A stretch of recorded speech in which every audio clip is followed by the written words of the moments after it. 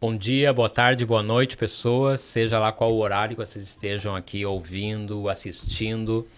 A gente está aqui com mais um episódio do CesarCast IA, uma série especial do CesarCast que vem falar sobre tecnologia. E no nosso caso aqui a gente tem falado sobre as inteligências artificiais gerativas e seus impactos na vida das pessoas e das organizações. Mais uma vez estou aqui com dois ilustres participantes que já participaram aqui de outros episódios, Mabuse e Márcio, que junto comigo, Grilo, que sou o host dessa série, também estamos aí desde o do começo do ano envolvidos em algumas pesquisas dentro do laboratório de IA gerativa do César. E hoje a gente vai aqui falar sobre IA justa e inclusiva. Antes da gente falar um pouco sobre isso, é legal a gente falar que o nosso último episódio a gente falou sobre ética e aspectos legais da IA.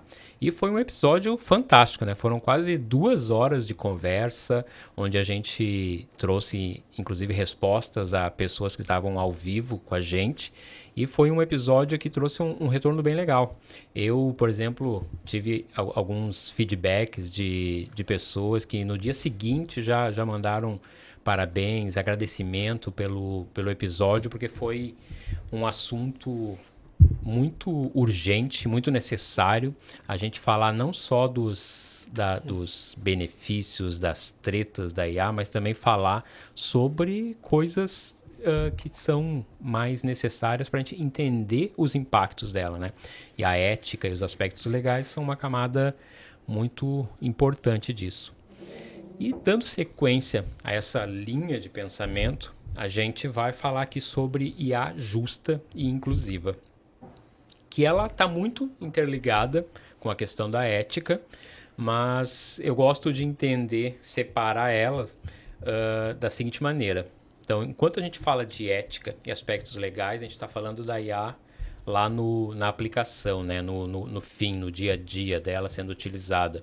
E quando a gente fala de IA justa, a gente está falando da base, do começo de tudo. Como é que a gente prepara uma estrutura de IA para que ela inclua todas as perspectivas, todas as pessoas, todas as organizações e instituições de uma maneira mais equalitária. Então é como se lá antes a gente estivesse falando do fim, agora a gente está falando do começo do processo de IA. E dando eu já vou pedir para os nossos convidados aqui trazerem um pouco da problemática, né? Queria organizar um pouco essa conversa, primeiro trazendo a parte ruim, o problema, né? O que significa ter uma IA injusta. Mas eu queria trazer um compilado de algumas coisas que eu andei lendo que mostram um pouco de três caminhos ou três pilares para a gente olhar para a justiça e inclusão da IA. E eles trazem três importantes pilares que são, o primeiro deles é o dado, são os dados, né? Toda vez que a gente fala de inteligência artificial, é impossível a gente dissociar dessa conversa os dados, porque a gente não consegue chegar num resultado sem ter o dado lá no começo. E quando a gente fala de inclusão e justiça em dados, a gente está falando de duas coisas. Então, são os volumes e quantidade e a qualidade desses dados. Então, quais são as preocupações aí? É de que empresas que são mais estabelecidas, eles podem ter acesso mais privilegiado a determinados conjuntos de dados, seja na quantidade, seja na qualidade, e dificultando acesso para outras empresas. E barreiras setoriais, né? A gente sabe que quando a gente estiver falando de inteligência artificial em determinados setores, como saúde, finanças, ela pode exigir regulamentações para acesso a esses dados. E isso também pode fazer que apenas algumas empresas tenham acesso a isso, não deixando o mercado mais justo, né? O segundo ponto que eu achei bem interessante, e eu confesso que é uma coisa que eu não tinha parado para pensar ainda ao longo desse ano, é a questão de acesso a talentos. Então, escassez e retenção de talentos e a própria evolução de talentos relacionados ao desenvolvimento das inteligências artificiais. A gente teve aí recentemente, antes, um pouquinho, aliás, durante a pandemia, o chamado apagão de mão de obra no mercado de TI. E talvez quando a gente olhe para a IA gerativa, a gente esteja caminhando para algo muito parecido. E quando grandes empresas passem a centralizar e captar a maior parte desses talentos, a gente também pode acabar indo para uma questão de injustiça no mercado de inteligência artificial. A própria formação, né, a maneira como a gente forma esses talentos também precisa ser olhado com um pouco mais de carinho para que a gente tenha uma justiça melhor no mercado. E por fim, o terceiro pilar, que eu acho que é o que mais ilustra a questão da justiça dentro do mercado, são os recursos computacionais. Então, a gente tem aí questões sobre acesso, sobre custos de geração de modelos, de treinamento, de pré-treinamento, concentração de mercado, dependência de plataformas.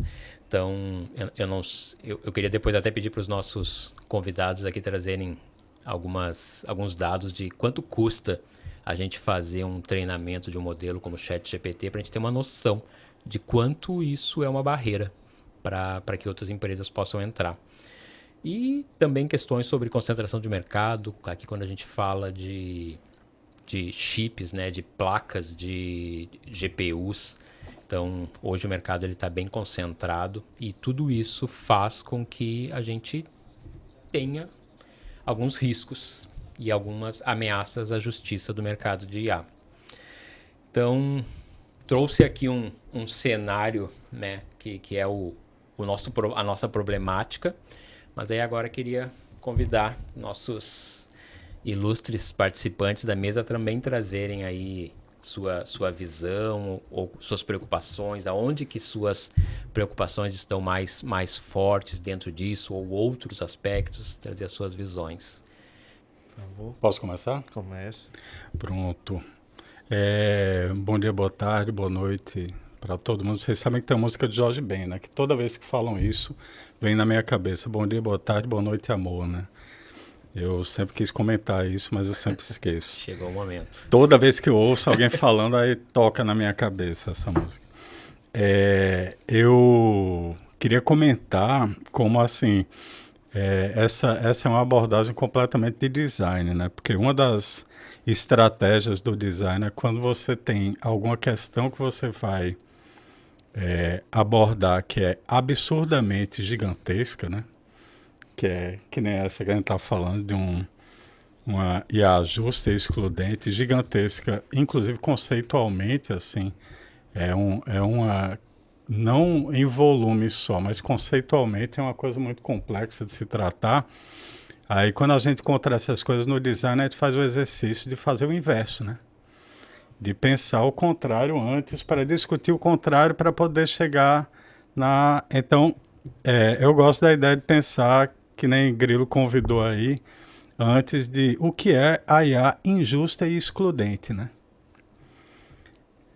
Eu acho que esse é um ótimo exercício. É um ótimo exercício porque como a gente está no início desse desenvolvimento, você tem, focando no que a gente pode tem alguma propriedade para falar, na IA gerativa especificamente,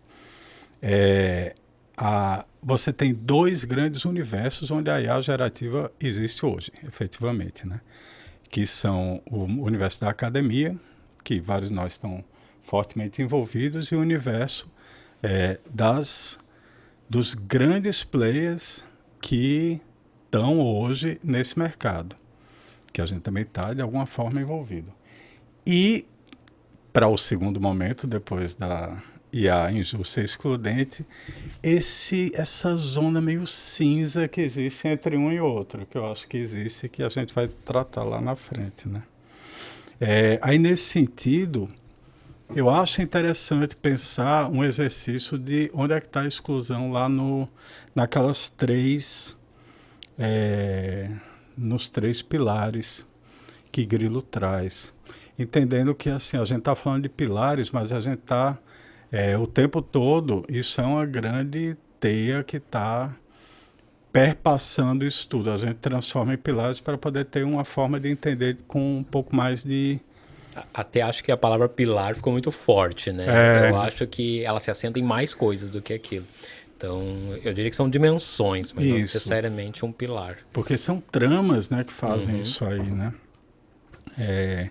Por exemplo, quando a gente fala de dados, eu entendo que realmente uma das fontes de grande o grande locus dessa IA gerativa injusta e excludente, um dos grandes locus é a relação com os dados, né? Porque aí eu lembro de um dos primeiros debates que eu participei sobre isso lá, parece que faz uns 1000 anos mais ou menos, mas foi em maio Caramba. desse ano. Eu me sinto como se eu fosse um menino naquela época, assim, mas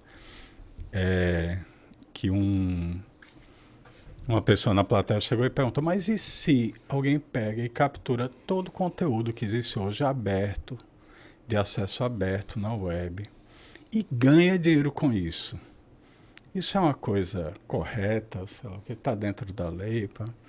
E algum professor lá que estava disse, olha, isso é o modelo de negócio de várias empresas dessas big tech que a gente conhece e era o modelo de negócio da maior empresa que tem a fatia maior de mercado de IA gerativa hoje. Então, assim, se a gente pensa nesse sentido, talvez, se a gente pensar nessa IA gerativa como uma IA completamente gerativa, genérica, que vai resolver absolutamente tudo, que é tem uma grande falácia aí nesse negócio, é, existe realmente uma grande injustiça nesse ponto de partida, né? Você tem um processo de... Eu posso até estar enganado e Márcio pode até... Não sei se tu concorda comigo.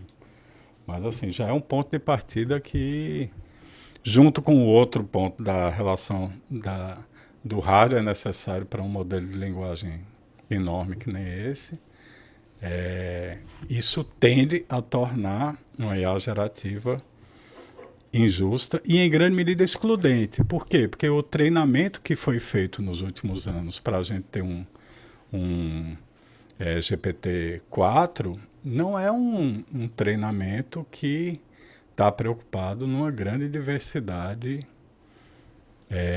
pelo menos até agora, uma grande diversidade global de culturas e de forma alguma, né? Tanto é que, assim, dentro da lógica excludente, eu fiz minha dissertação de mestrado usando R para analisar alguns, usando NLP, para analisar alguns artigos. E uma das questões que era crítica para mim era a questão de gênero dentro da língua portuguesa nesses artigos, né? Quando saiu o GPT-3, opa, isso aí é muito interessante, vai resolver um monte de problema para mim. E foi um desastre, porque tinha problemas, porque não era em português a biblioteca, então não servia para mim. Então, assim, já tinha uma característica excludente.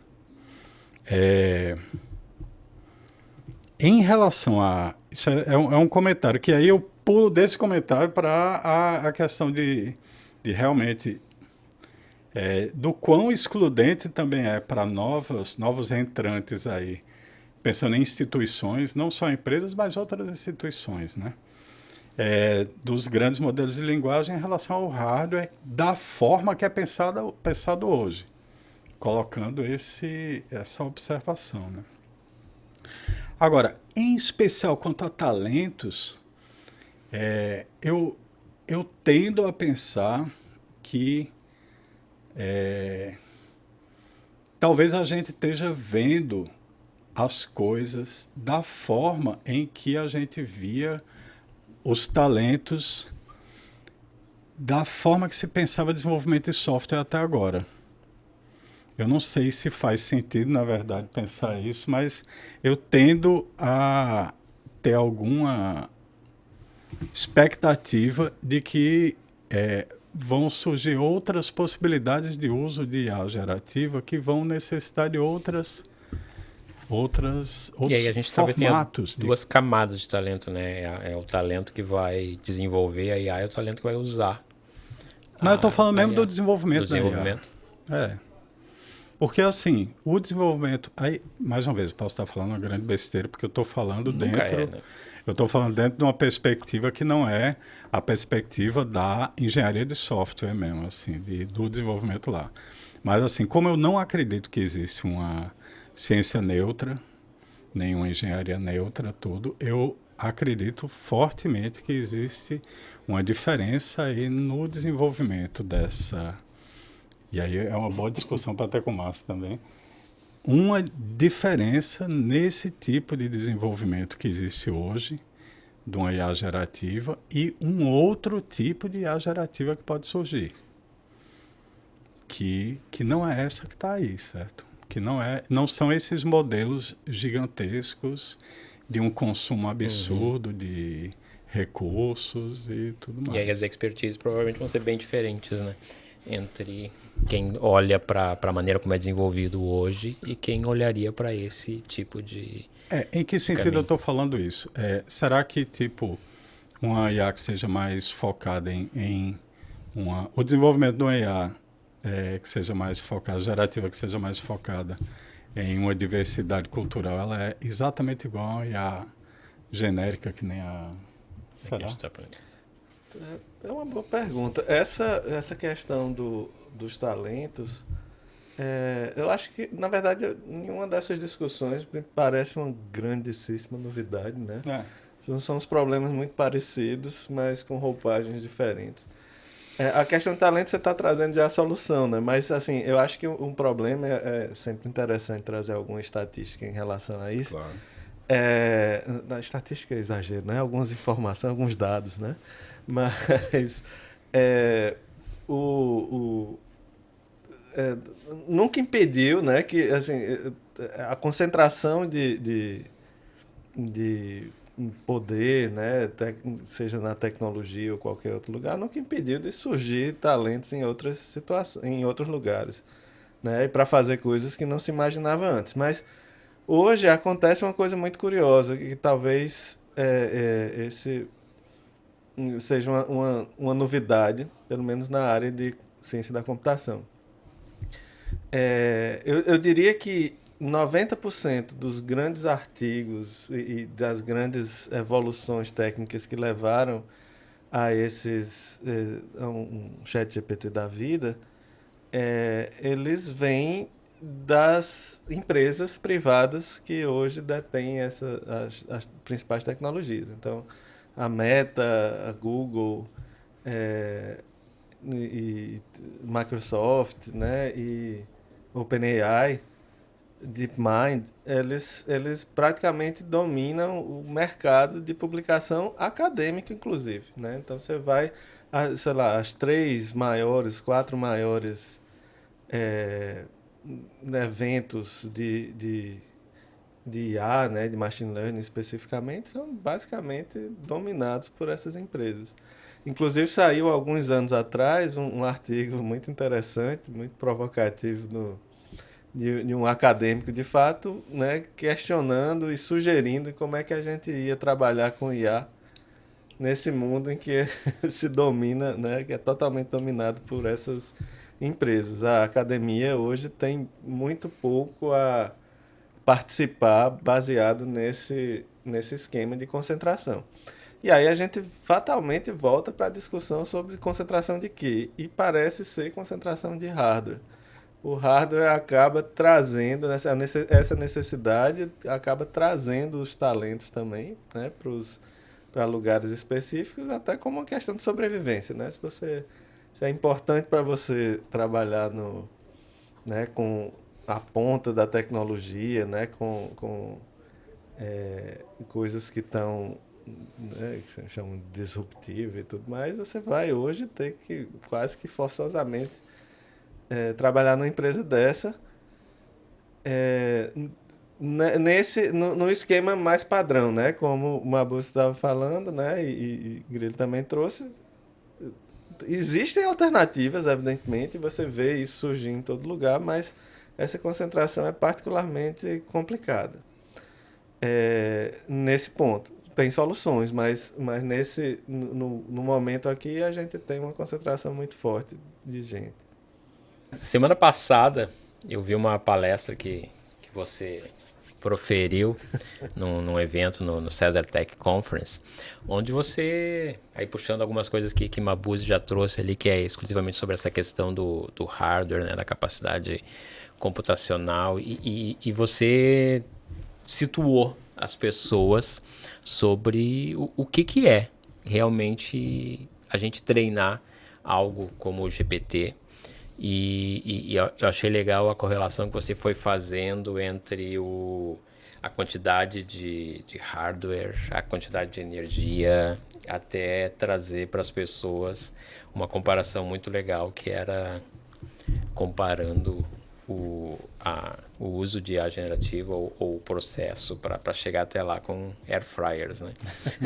E eu achei que foi bem interessante porque uma air fryer foi a coisa mais inovadora e disruptiva que entrou na minha casa nos últimos tempos, e para mim comparar IA com air fryer é algo muito simbólico. E aí eu queria que você trouxesse para a gente aí de novo esses dados para a gente setar sobre o que a gente está falando e por que a gente precisa furar um pouco dessa bolha ou dessa parede para chegar numa IA mais justa.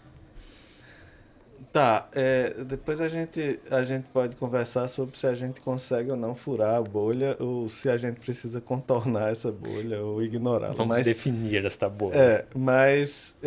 esses dados também são dados interessantes, realmente, e a gente talvez não se dê conta. E aqui eu não vou nem fazer juízo de valor sobre se deveria ou não as coisas terem acontecido do jeito que tem. E também, mais uma vez, não é novidade, mas assim, não é a primeira vez que acontece esse tipo de concentração, mas aí vai. Para se treinar um modelo como o GPT-4, e a gente não sabe dos dados corretos, assim, os dados exatos, porque a empresa não diz essas informações, mas tem alguns vazamentos e as pessoas vão juntando as informações e vão chegando a algumas conclusões. Para se treinar o GPT-4, que tem algo em torno de alguns, né, alguns citam 1 trilhão de parâmetros divididos em algumas organizações de um modo específico, foram necessários 25 mil GPUs, né? GPUs é a unidade de processamento gráfico, que é basicamente o que permitiu os grandes avanços da IA, do machine learning, do jeito que a gente conhece hoje, em termos de processamento, né? Você tem várias linhas de trabalho, mas a linha meio que dominante hoje seria essas redes neurais, e elas precisam de muito processamento paralelo, relativamente simples, para basicamente multiplicação de matriz. Eles usaram 25 mil GPUs das mais caras, mais disponíveis no momento. Não se fala, a gente não fala nem em outras coisas, né, como CPUs e outras informações, rede e tudo mais que vai também gastar energia. Mas essas GPUs, que são a GPU A100 da NVIDIA, que traz aí mais outra questão sobre o mercado. NVIDIA meio que domina de maneira bem importante o mercado de GPUs. São as GPUs A100, são 25 mil, certo? Cada uma consome mais ou menos 400 watts, e elas foram, né, e elas tiveram que trabalhar durante 100 dias ininterruptamente. Fazendo essa conta simples, a gente tem aí a bagatela de 24 gigawatts-hora de energia dedicada à produção do modelo GPT-4. Para vocês terem uma ideia de preço, é o seguinte: uma GPU dessa custa mais ou menos aqui 100 mil reais. No Brasil, acho que uns 25 mil dólares. Só para ter disponível esses dados, né, para ter disponível essas placas, alguém teve que gastar aí 250 milhões de dólares. Quase 1,5 bilhão de reais. Como? Quase 1,5 bilhão de reais. Pois é. E voltando à discussão sobre energia, assim, 24 gigawatts-hora equivale a algumas cidades pequenas, né? O consumo de uma cidade pequena por ano, algum ano.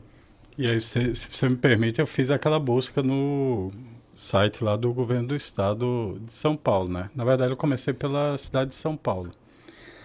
100 dias o consumo comecei pela cidade e acabei indo pelo estado. O estado de São Paulo teve o consumo durante 100 dias em 2022, pelas contas que tem lá no estado, de 24 megawatts.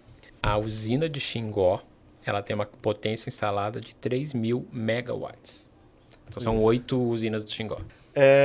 Não, são números impressionantes, né? E mais uma vez aqui eu não vou entrar no mérito se isso deveria ser gasto dessa maneira ou não. A gente tem que reforçar o fato de que a gente está falando de 25 mil GPUs e isso é patrocinado, a OpenAI é patrocinada pela Microsoft. Basicamente, eles têm acesso meio que gratuito a Azure, né, que é o ambiente cloud, né? E a gente, assim, é muito difícil entender qual é o tamanho geral de um serviço de cloud como esse, o que é que eles têm de potência e de gasto diário, né, em relação a isso. Então, mais uma vez, assim, essa capacidade ela existe. Algumas pessoas vão inclusive dizer, poxa, mas se isso já está lá, já foi comprado, não é melhor usar, né? E pelo menos você está usando para alguma coisa. Faz mais sentido do que deixar ocioso. Deixar o uso ocioso aí da GPU. Mas enfim, essa é uma outra discussão que é também em si muito interessante, mas acho que não faz muito sentido a gente gastar aqui. Mas a gente está falando aí de no mínimo 10 mil pessoas, aí, 10 mil famílias por alguns anos, provavelmente, né? 1 ano ou 2 anos aí de uso de famílias aqui no Brasil.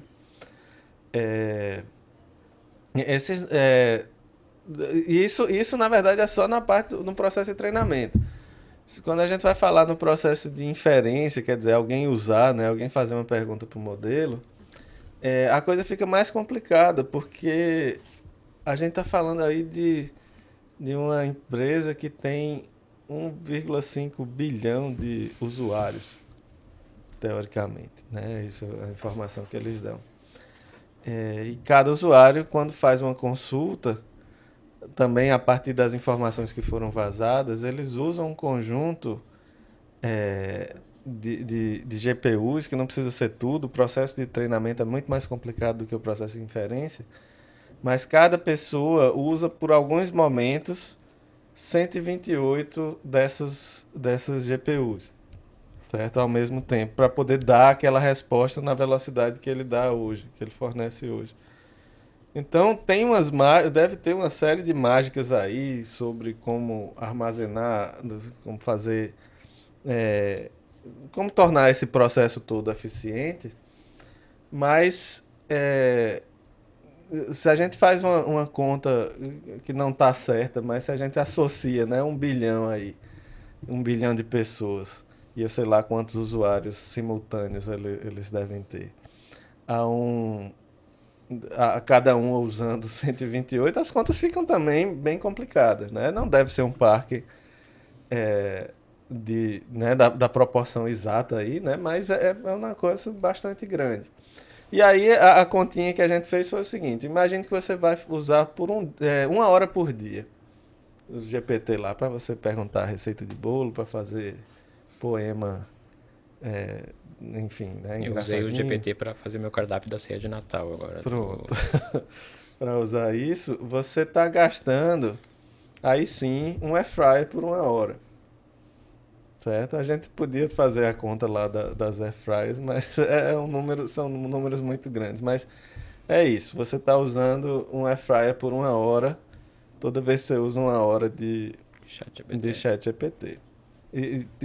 Essas coisas, enfim, né? Primeiro, uma coisa curiosa é que provavelmente você não tem acesso a essa capacidade de processamento em nenhum outro lugar, né? Você não teria disponível isso. A gente, por exemplo, aqui, só para deixar claro, aqui no César, a gente tem 4 GPUs A100, certo? O César inteiro tem 4 GPUs A100 e já foi sufoco comprar. A gente tá falando aí de você, na hora que acessa, ter um acesso a um hardware que é irreal para as condições de uso. E isso só tende a piorar, né? Eu tava dando uma olhada em previsões para o que vai ser necessário para o treinamento do GPT-5. E a gente sai das 25 mil GPUs para 40 mil GPUs. Então a gente está saindo de 8 usinas do Xingó para umas 12 usinas do Xingó para fazer isso funcionar e treinar o GPT-5, que ainda não sei quando é que vai entrar aí no mercado. Existe hoje uma discussão no mundo, um artigo muito interessante que separa o mundo em pessoas que são ricas em GPU e pobres em GPU, né? GPU poor e GPU rich. E que inclusive fala aí que o maior rico hoje em GPU ainda é a Google, que tem sua própria capacidade, ele não usa a NVIDIA, né? Eles criaram suas próprias unidades de processamento, chamadas TPUs, e eles têm um parque muito maior do que isso aí. E até deve ter sido por isso que, né, ao se preocupar, né, se assustar com a OpenAI, né, com o GPT-4, eles se apressaram aí, se juntaram em um ano aí, geraram esse Gemini aí. Aí, em cima desses números todos, dessas coisas que a gente tem falado e das Itaipus e tudo da vida, assim, o que parece para mim é que se uma discussão sobre uma IA justa, ela ainda pode ser subjetiva em vários aspectos, assim, você pode discutir muito o que seria justiça para chegar a definir o que é uma IA justa ou injusta.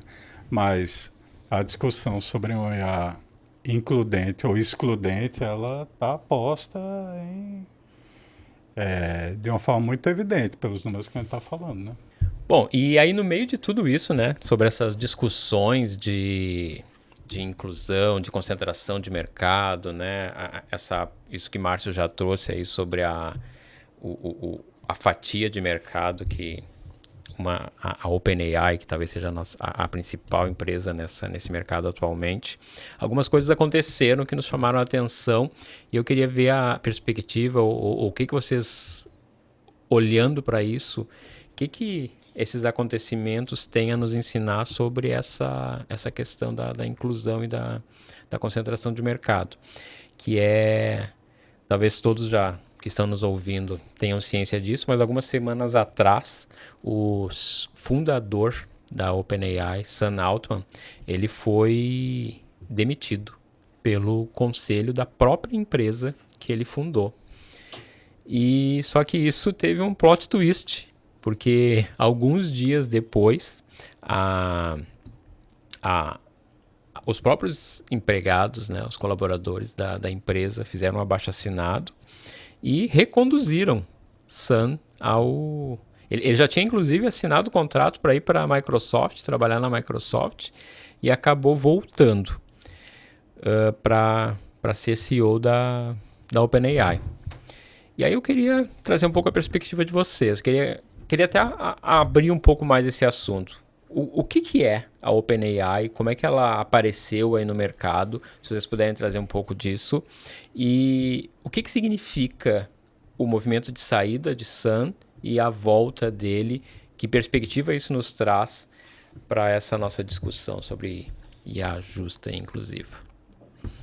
Tá, a OpenAI é uma fundação americana que foi criada, inclusive um dos dos participantes aí, criadores, é o Elon Musk, né? Só para inserir mais nomes de celebridades aí nessa lista, que tinha como objetivo perseguir o termo que é relativamente abstrato, né? A gente pode até trabalhar depois sobre isso, uma inteligência artificial geral, que seria, assim, só para dar a primeira pincelada, seria uma inteligência artificial que fosse capaz de fazer as mesmas coisas que um humano é capaz de fazer, ter a capacidade geral, né, parecida, similar ao humano.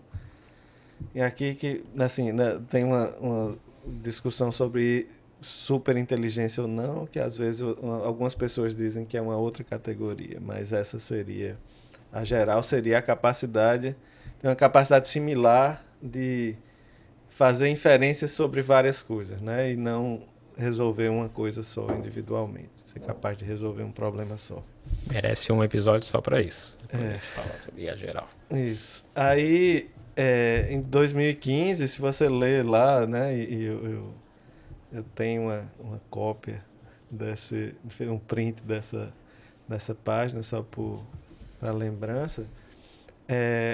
A ideia é trabalhar nisso para o benefício da humanidade.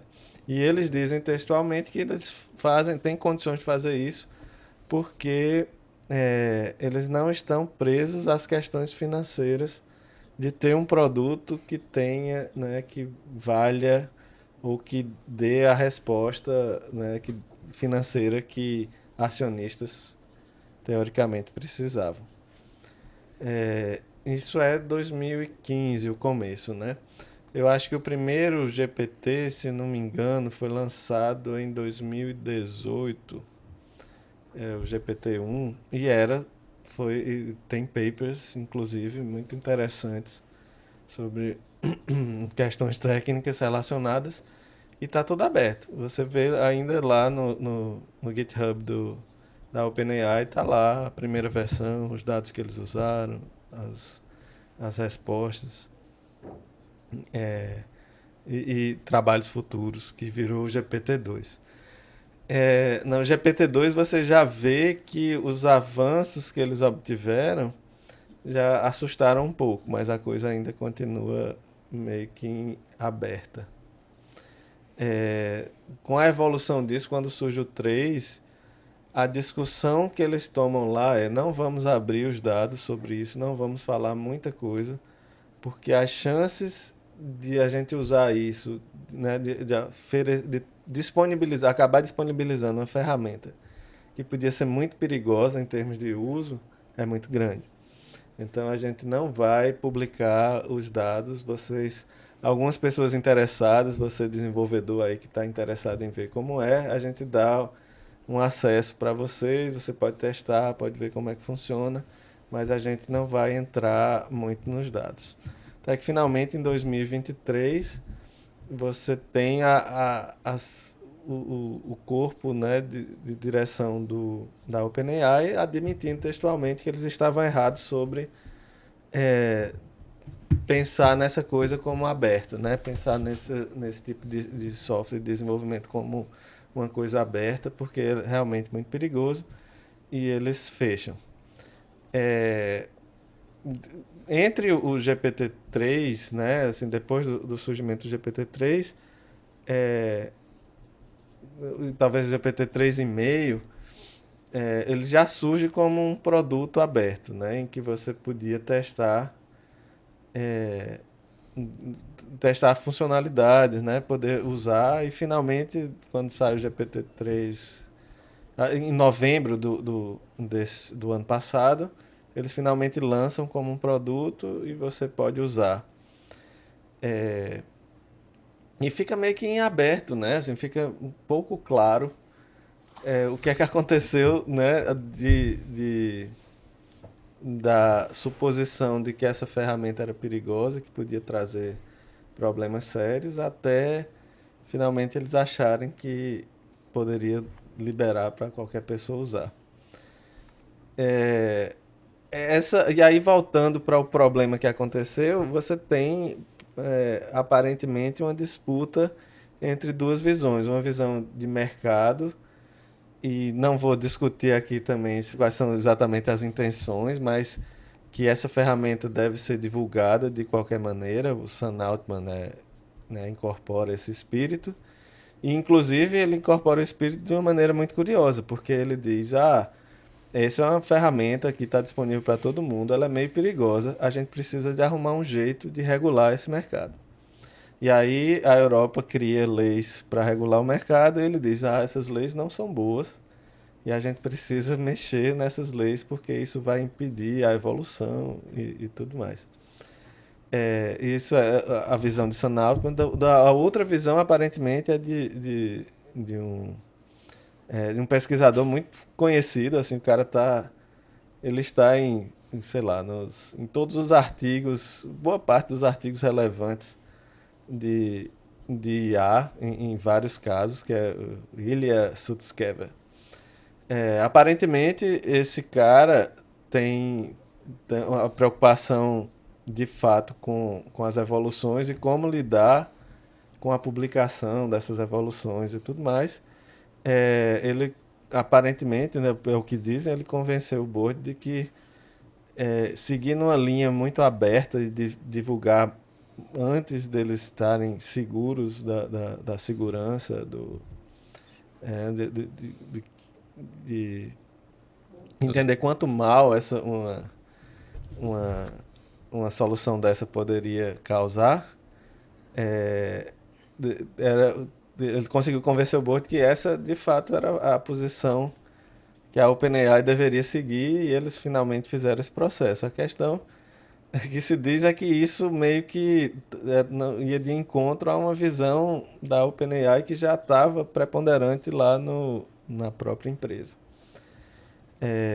E finalmente teve a volta aí de Sam Altman. Enfim, essa é a história que a gente sabe, os detalhes aí. O motivo principal, o estopim da história, teoricamente, aí só são rumores, eu não tenho muitos dados sobre isso. É que eles tinham tinham uma solução que era capaz de resolver umas equações matemáticas sozinho, problemas matemáticos sozinho, né, chegando mais perto dessa tal AGI aí, né, inteligência artificial geral.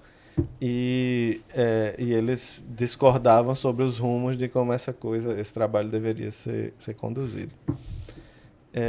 Mas, assim, eu acho que uma pincelada interessante em relação à justiça, enfim, né, disponibilidade e a confiança do acesso a um modelo como o GPT é esse. Assim, é a única empresa que detém 80% do mercado.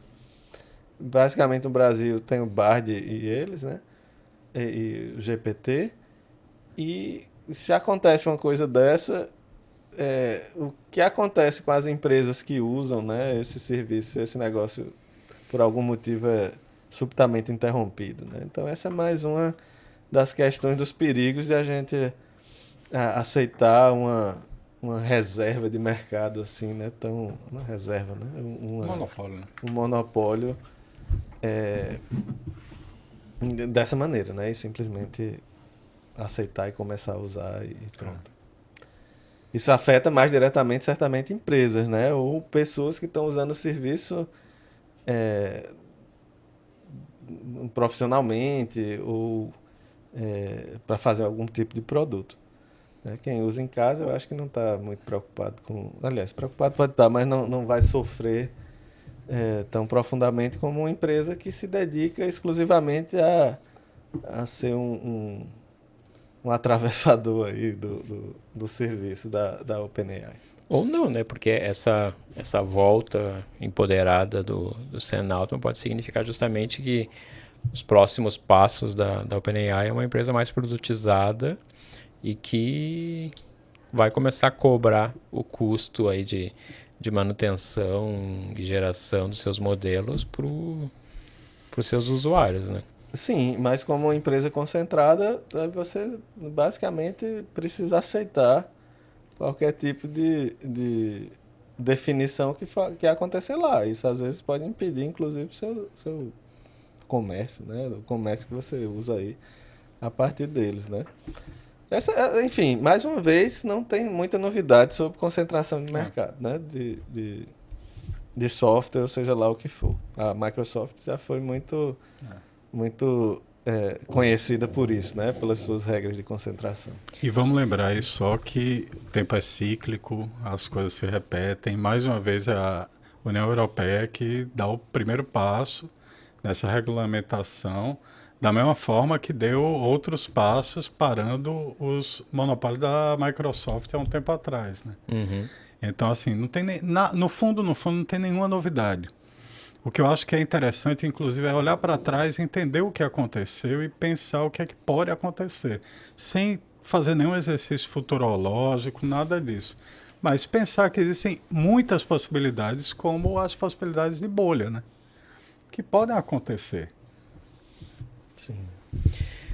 Mas aí, saindo um pouco desse abismo aí que a gente foi criando e de uma perspectiva que pode não ser animadora para os próximos passos, o que a gente, aí quando eu falo a gente, é especificamente, mais especificamente ainda, o que nós como moradores e aqui do sul global e que podem sofrer os impactos de uma maneira mais forte ainda dessa concentração de mercado. O que a gente pode se organizar, começar a fazer para tentar não resolver, obviamente, esse problema, derrubar essa parede, mas contribuir para isso e ainda se manter na luta para algo um pouco mais justo e inclusive no futuro. Eu vou só levantar a bola e depois Márcio segue em frente, Grilo. Mas assim, lá veio puxar Álvaro Vieira Pinto, né? Mais uma vez, minha referência aí quando a gente pensa em tecnologia. E uma das coisas que ele fala, que é um filósofo lá dos anos 50, 60 aqui do Brasil, e muito grosso modo ele diz que assim, a gente está no que hoje é chamado um sul global, que ele estava falando dessa periferia do capitalismo naquele momento, e que assim, o olhar para a periferia é fundamental para você desenvolver quais são essas tecnologias que, ao se desenvolver o que é necessário para o seu entorno, você consegue ter um olhar que o norte global não vai ter. E aí você consegue, pensando em mercado, tudo, desenvolver coisas que uma OpenAI da vida, por exemplo, não está nem não pensando em olhar, assim.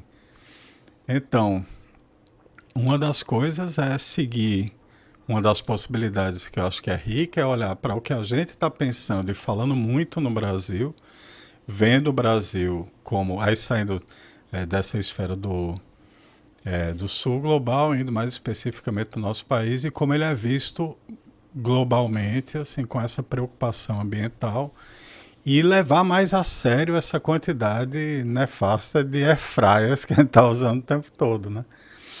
E pensar em que nem a gente estava falando, outras formas de fazer essa IA gerativa que sejam mais com um consumo menor de carbono mesmo, pelos de energia e um custo menor de produção mesmo. Tu acha que isso é viável, Márcio? Parece viável e parece ser o único caminho, né, dessa preocupação. E a gente nem está sozinho, né? Tem várias questões específicas aqui do Brasil que a gente pode se aprofundar e Mabuse já descreveu boa parte. E tem um grupo de pessoas preocupadas com isso de maneira geral, globalmente, Sim. inclusive no próprio centro do capitalismo. Mais uma vez, também não é novidade, né? O movimento open source, ele meio que chega para ajudar a gente a entender alguns aspectos da coisa, né? Primeiro que se modelos grandes como o GPT são impressionantes mas né, restringem quem pode, né, produzir alguma coisa desse tipo, Você vê uma série de estudos em como é que você pode fazer modelos muito menores com uma capacidade talvez não tão impressionante, né, de capacidade de propósito geral impressionante. Né, vamos diferenciar aqui de IA geral, de IA de propósito geral. No ChatGPT você pergunta sobre tudo e praticamente ele, né, tem sempre uma resposta ali para lidar com, né, aparentemente com uma capacidade de conhecimento, entre aspas, bastante grande. Mas você consegue fazer modelos muito menores com resultados muito interessantes, muito impressionantes, com ordens de magnitude menos de parâmetros e que você consegue, por exemplo, rodar um único modelo numa única GPU, com resultados muito interessantes em propósitos específicos, né? E essa talvez seja a grande diferença. O grande trabalho aí que se faz é como é que eu gero modelos bem menores, né? Como é que eu sou capaz de produzir modelos menores usando hardware bem mais modesto, mas mantendo a capacidade de resposta para situações específicas, para resolver problemas específicos, para atacar problemas específicos. Então você tem já modelos relativamente pequenos, mas ainda esse é um trabalho em andamento, né? E vai exigir muito do trabalho, que respondem muito bem. Curiosamente, existem empresas também que viram que havia um nicho de mercado para modelos menores e uma preocupação nessa direção, e uma delas é a Apple.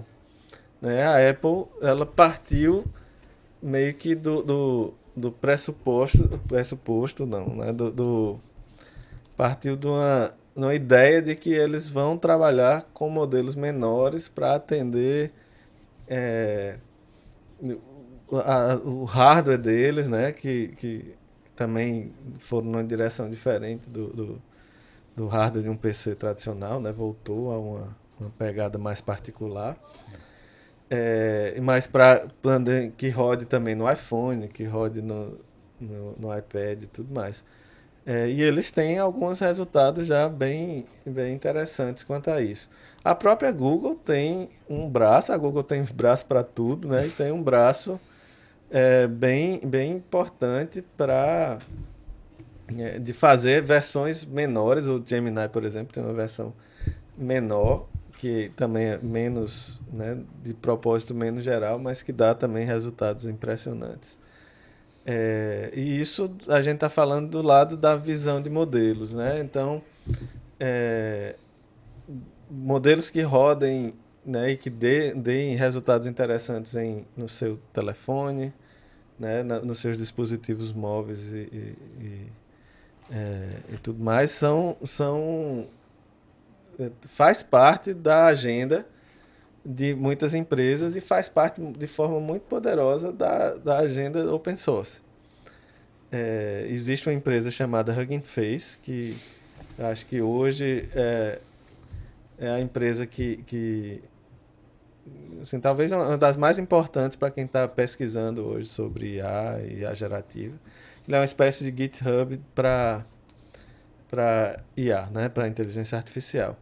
Então eles têm uma série de modelos e eles são um hub, né? Então eles aceitam modelos de outras empresas que estão, né, também estão interessadas em disponibilizar os modelos. Então tem inclusive modelos da OpenAI lá, não tem o GPT, evidentemente, mas tem outros modelos interessantes que a OpenAI já fez. E são o quê? São 250 mil modelos, é um negócio impressionante. A Meta tem lá. Tem tudo concentrado. E eles trabalharam muito bem em modelos específicos. A gente usa, inclusive, em alguns experimentos daqui, um modelo de 8 bilhões de parâmetros. Né? Parâmetros são basicamente a maneira de você configurar a rede neural. Como eu tinha falado lá, o GPT-4 deve ter perto aí de 1 trilhão, alguma coisa assim. E esse modelo interessante que a gente usa aqui, ele tem 8 bilhões. Existem modelos ainda menores com resultados muito interessantes. A Microsoft tem modelos abertos também muito interessantes, com pesquisas muito interessantes nessa direção. Ainda assim, ainda tem muito que se trabalhar e muito que entender esse processo, mas essa já abre a possibilidade de a gente, por exemplo, ser capaz de rodar modelos aqui dentro e com todas as questões de proteção, né, de acesso a dados e tudo mais que as próprias empresas podem resolver, né, da maneira que acharem mais conveniente, ao contrário de enviar sempre seus dados para OpenAI e você não saber exatamente onde é que estão os dados, onde estão armazenados e o que é que vão se fazer, o que é que vai ser feito deles, né? Quando você fala aqui dentro, você está falando do César ou você está falando assim, os clientes do César, cada um ter a sua Não, eu estava falando, capacidade de rodar? eu estava falando, me referindo especificamente a alguns experimentos que a gente tem feito, né? Uma das questões, das preocupações da, do laboratório de IA era justamente essa questão, né? De como é que a gente seria capaz de ao mesmo tempo, né, fazer coisas de alta qualidade e manter a segurança dos dados em algumas dos nossos clientes ou coisas que estão protegidas por LGPD, por exemplo, né? Então, a gente começou a tocar uma série de experimentos, alguns tentando entender a própria tecnologia em si. Então a gente usa, né, o OpenAI, o GPT aí para fazer alguns trabalhos e tem clientes que usam, né, os modelos e a gente faz, enfim, trabalhos específicos aí para direcionar o modelo para responder algumas questões. Mas também é uma preocupação de como é que a gente não depende da OpenAI e consegue fazer coisas parecidas com isso, preservando a segurança dos dados. E aí, enfim, a gente tem trabalhos, inclusive, em que a gente vê com o devido cuidado, né, com um trabalho, por exemplo, de especialização de um modelo para responder a perguntas específicas que a gente é capaz de fazer com modelos pequenos, a gente tem resultados equivalentes ao GPT-4 para responder algumas coisas. A gente vai lançar aí em breve alguns artigos, né, alguns white papers aí, descrevendo o que é que a gente fez em relação às questões de modelo.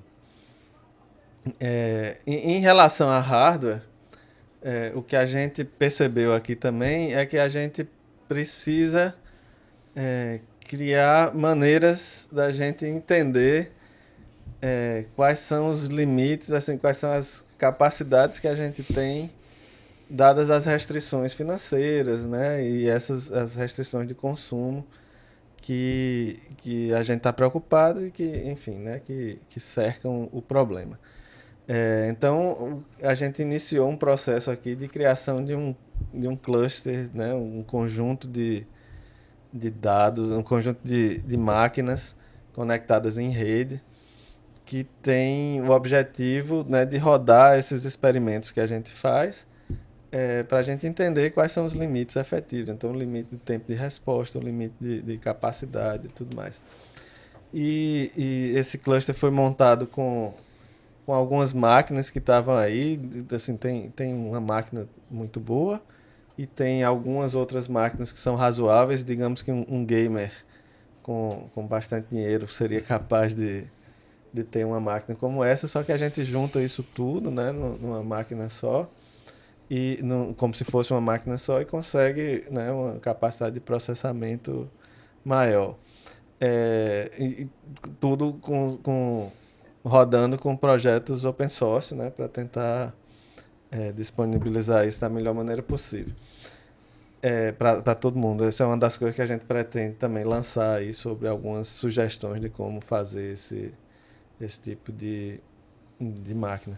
E uma das outra característica interessante que a gente quer fazer é permitir que a gente explore outros hardware, né? Outras empresas, né?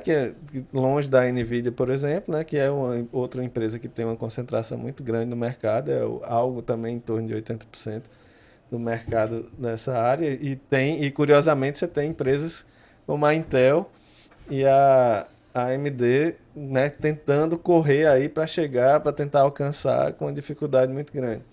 Mas, finalmente, esse ano, a AMD tomou uma decisão interessante. Esse ano, acho que já faz alguns anos, na verdade, de abrir, deixar o driver de acesso a GPUs que elas têm, né? Eles têm GPUs de alto nível, open source. E aí teve uma evolução muito interessante, a ponto que esse ano você já consegue ver pessoas discutindo, poxa, finalmente as GPUs da AMD estão chegando, né, mais ou menos no nível da NVIDIA em relação a essa capacidade, né, de fazer processamento. E a gente já começa a poder testar e botar esse tipo de coisa. Como eles estão disputando o mercado, essas são GPUs mais baratas e às vezes inclusive mais econômicas. Então a gente tenta também trazer hardware diferente, né? Tenta fazer testes aqui, experimentos para tentar diminuir ao máximo a dependência e entender quais são os limites aí dessas tecnologias, né? Que massa. Bom, então, depois acho que da gente traçar um cenário bem complicado, né? Acho que a gente chega ao fim desse episódio com uma esperança, com algo que é muito legal a gente ver coisas que um instituto como o César está fazendo, né? Ver que a gente está preocupado com isso e ver perspectivas aí para o próximo ano quanto a esse assunto. E aí, para encerrar, queria ver se vocês têm alguma coisa para acrescentar nesse final desse episódio. Eu acho que para fechar é reforçar que, mais uma vez, pensando nessa coisa cíclica, eu acho que quando a gente pega o início dos anos 2000, foi o grande boom, para mim pelo menos, do open source, né?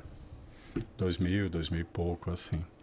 E eu tenho uma expectativa muito grande justamente do open source ser um dos grandes caminhos para a gente repensar essa IA gerativa. E me dá muita esperança e curiosidade com o que vem por aí. E definitivamente a gente tem que fazer um episódio sobre inteligência artificial geral, que eu acho que tem muito para discutir sobre isso aí. Já está aí lançada a proposta. Eu também eu reforço aqui o que Mabuse falou, né? Eu acho que a gente tem que explorar os caminhos de alternativas a essa situação de uma concentração de mercado muito forte. E a gente tem condições, assim, já existem trabalhos que falam sobre isso e que abordam o assunto. E que a gente precisa continuar, né?